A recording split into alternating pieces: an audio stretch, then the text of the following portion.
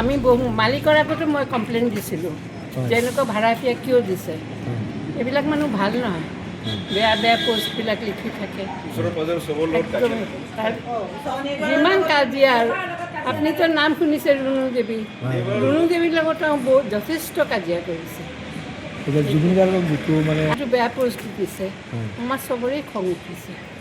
যদিও পাৰ্চনেলি জুবিন গাৰ্গক মই নাজানো, তথাপি তেওঁ যেতিয়া ঢুকাইছে এনেকুৱা লাগিছে যেন আমাৰ ঘৰৰ মানুহে ঢুকাইছে, সেইকাৰণে বেছি বেয়া লাগিছে। আৰু কি ক'ম কম,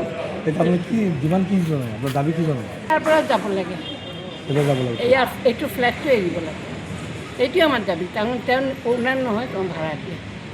সেইটোৱে বদমাছ বুলি জানো মোৰ অসম্ভৱ মানে এনেকুৱা অসমীয়া মানুহ থকাত থাকি নথকাই ভাল।